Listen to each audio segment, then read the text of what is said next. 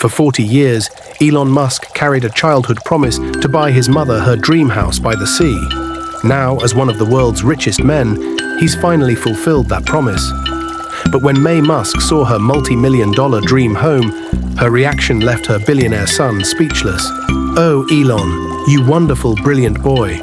You still don't understand the lesson about true wealth that even the world's most brilliant innovator needed to learn." The California sunset painted the Pacific Ocean in brilliant hues of orange and gold as Elon Musk stood on the cliffside veranda, hands in his pockets, watching the waves roll against the shore below. At 51, he had achieved more than most could dream of in several lifetimes. His companies had revolutionized multiple industries: electric vehicles, space exploration, solar energy, neural technology, and his personal wealth had reached astronomical proportions. He had sent rockets to space, cars to Mars, transformed global transportation, and was working on connecting human brains directly to computers. Yet today, he wasn't focused on any of his company's stock prices, production challenges, or the latest technological breakthrough. Instead, his mind was occupied with a memory from over 4 decades ago, a promise made by a 12-year-old boy to his struggling mother during difficult times in Pretoria, South Africa. Behind him, the newly purchased coastal home stood ready, meticulously prepared for tomorrow's gathering. At 4,500 square feet, it wasn't particularly large by billionaire standards, but it was perfect in every other way. A classic Mediterranean-style villa with whitewashed walls and terracotta roof tiles, surrounded by fragrant gardens that cascaded down the hillside in colorful terraces. Inside, the rooms were bathed in natural light, with high ceilings and large windows that captured the spectacular ocean views from nearly every angle. Elon's assistant, Clara, approached quietly from the house.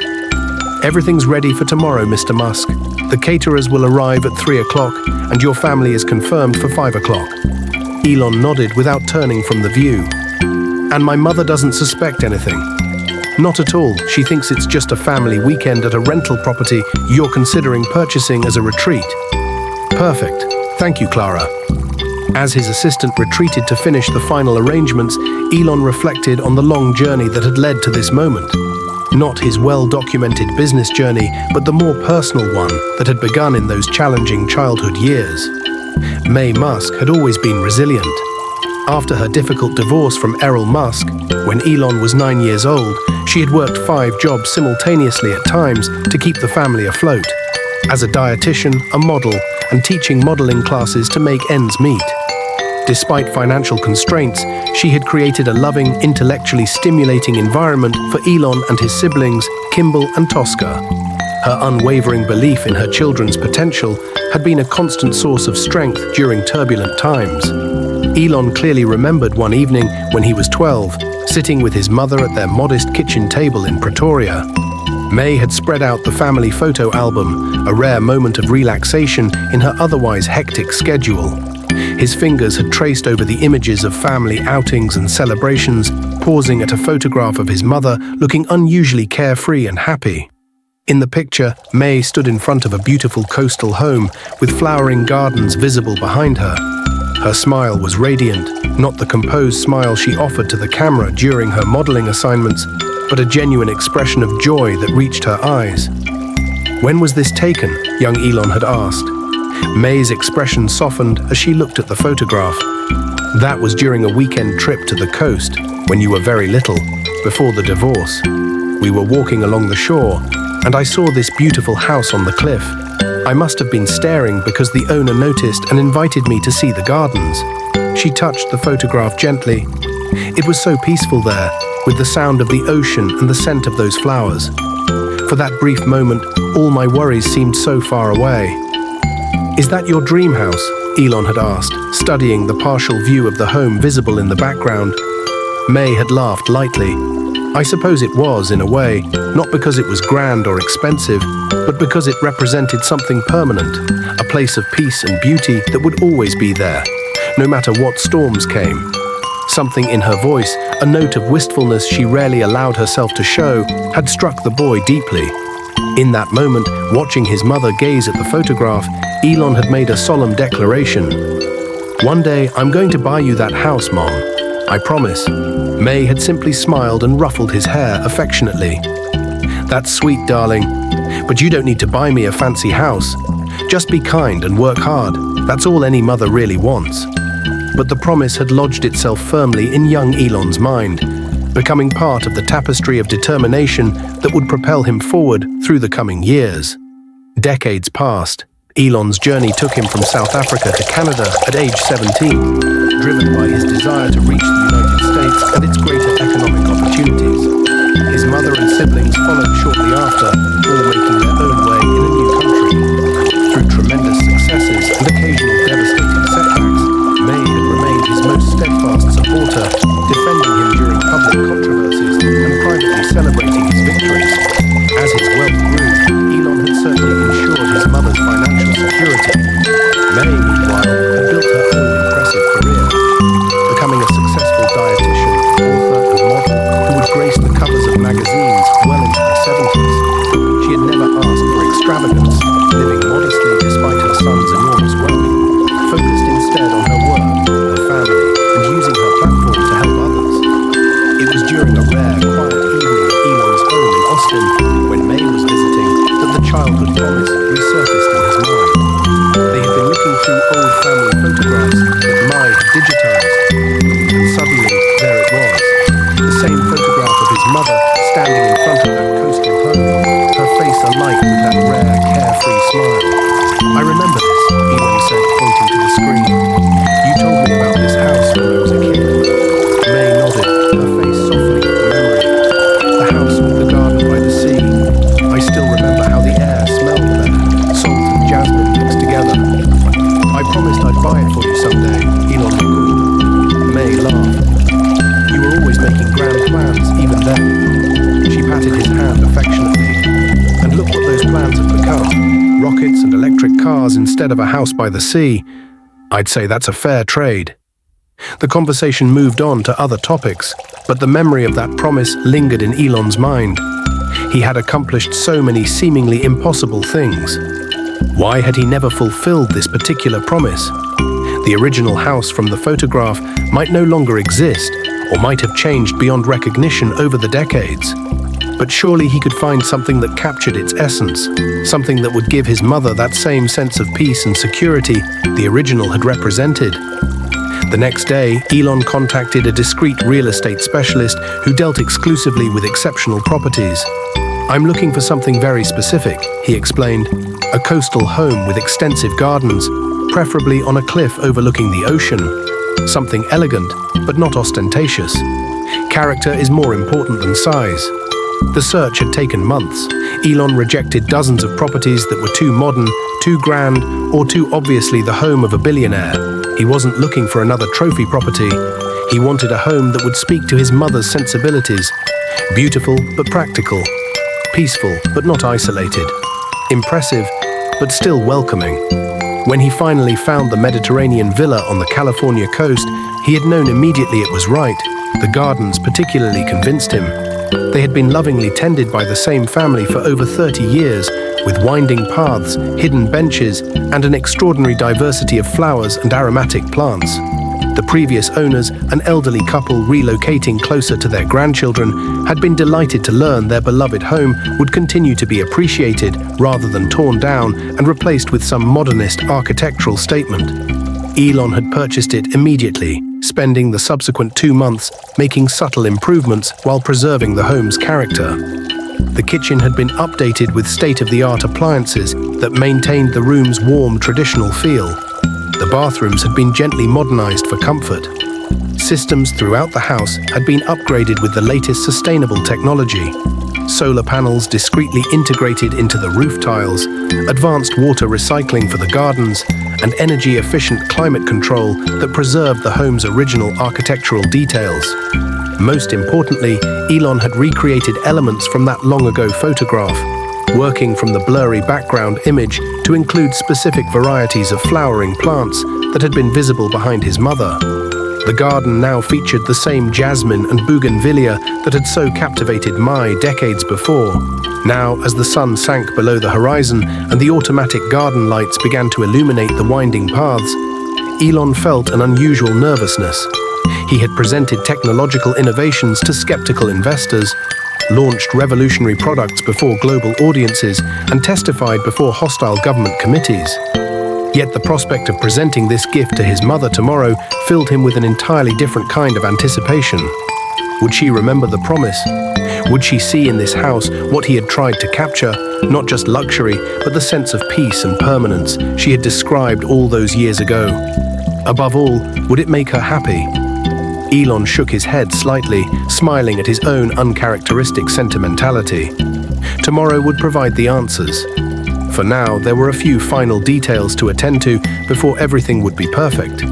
The following evening, as planned, Elon's family gathered at the villa. May, elegant at 74, with her signature silver-white hair, had arrived with Tosca. Kimball and his wife had flown in from Colorado. Even Elon's children had been included in the gathering, creating a rare, full family reunion. As they explored the property, Elon watched his mother carefully. She moved through the gardens with evident delight, pausing to admire particular flowers or breathe in their fragrance. Inside the house, she complimented the kitchen's thoughtful layout and the comfortable furnishings that invited relaxation without sacrificing style. "This is a wonderful find, Elon," she said as they gathered on the veranda for dinner.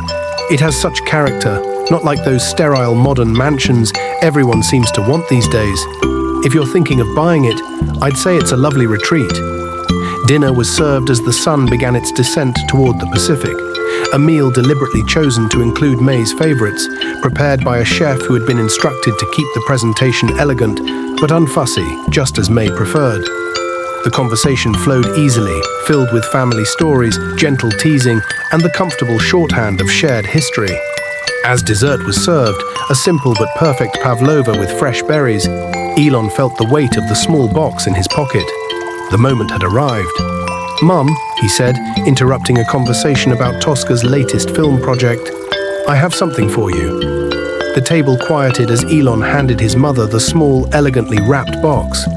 May looked surprised but pleased as she carefully unwrapped it. Inside was a single key attached to a silver keychain engraved with the date. Both the current date and beneath it, the date from 40 years earlier when a young boy had made a promise to his mother. Beneath the key lay a handwritten note that read simply, "Promise kept." May looked up, confusion evident in her expression. "I don't understand." Elon took a deep breath. "Do you remember when I was 12 and we 26, we were looking at the family photo album? There was a picture of you in front of a house with gardens by the sea. You told me it was your dream house, and I promised that someday I'd buy it for you." Recognition dawned in May's eyes. "I remember," she said softly. "Well, I couldn't find that exact house," Elon continued, "but I found this one, and it's yours, Mom. Not a rental, not my retreat. It's your home if you want it. The promise I made all those years ago. I finally kept it." A profound silence fell over the table. Everyone watched May, who sat perfectly still, the key clutched in her hand, her expression unreadable. Elon had expected tears of joy, perhaps, or excited disbelief. The typical reactions when someone is presented with an extraordinary gift.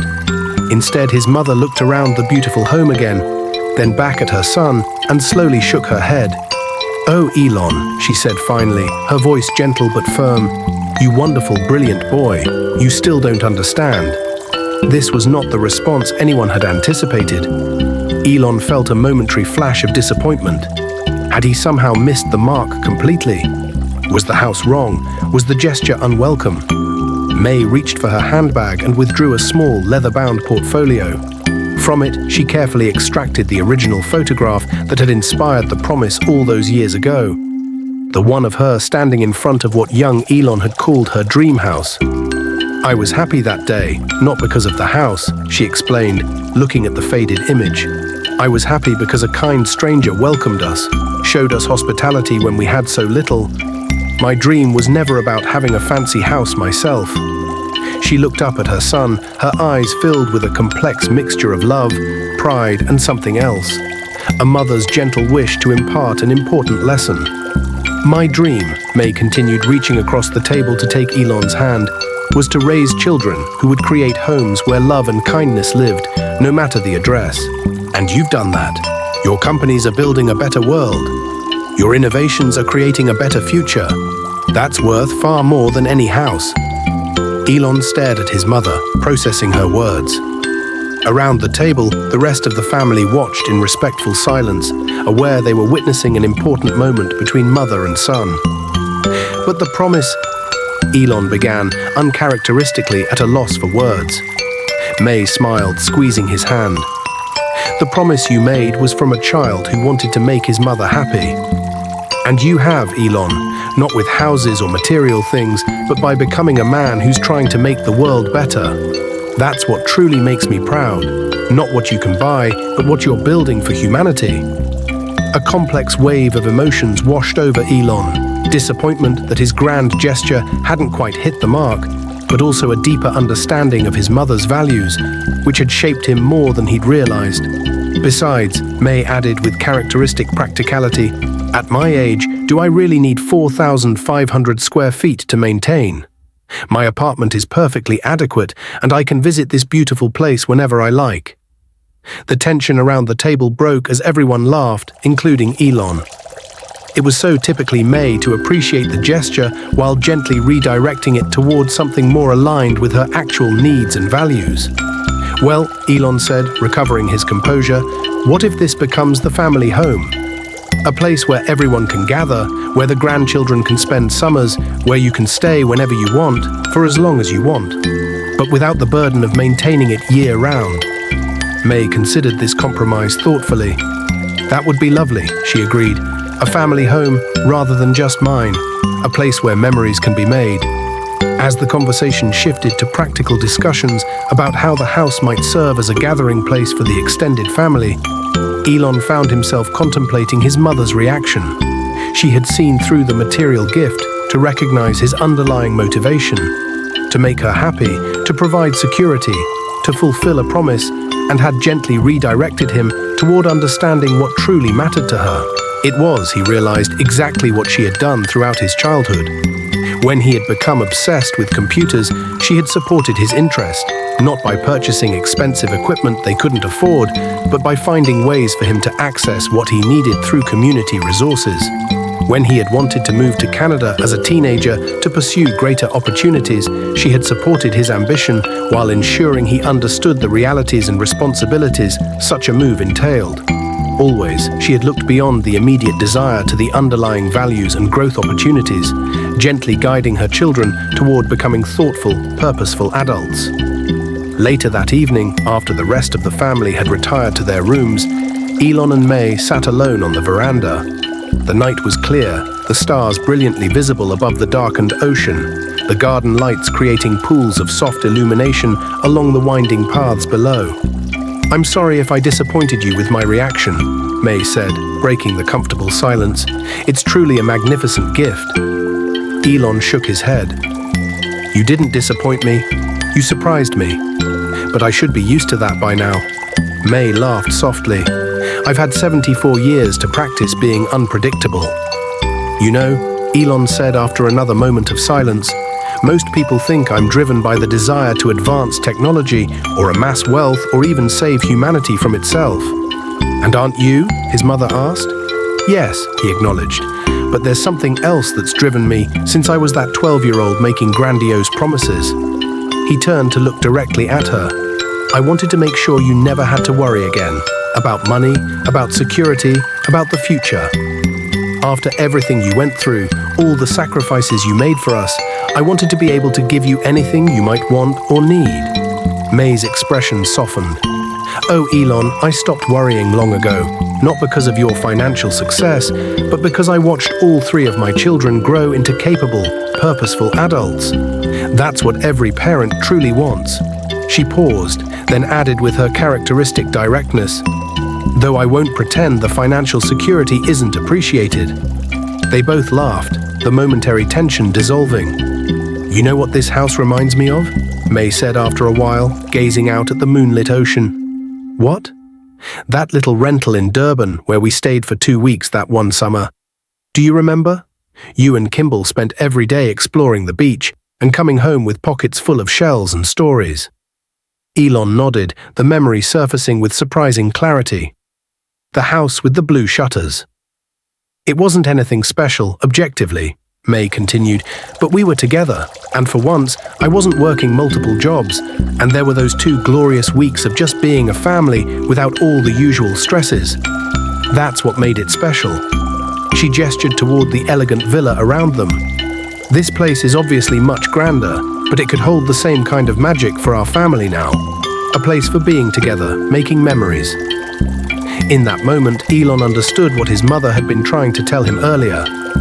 The value of the house wasn't in its price tag, or its architectural features, or even its beautiful setting. Its value lay in what would happen within its walls and gardens. The conversations, the shared meals, the moments of connection that would accumulate over the years to become the fabric of family history. I think I'm finally getting it, he said, smiling at his mother. It's not about the house itself. It's about what happens inside it. May nodded, pleased. Exactly. And this will be a wonderful place for those things to happen. She reached over to pat his hand. So thank you for this gift, not because it's valuable in monetary terms, but because it shows you understand what truly matters.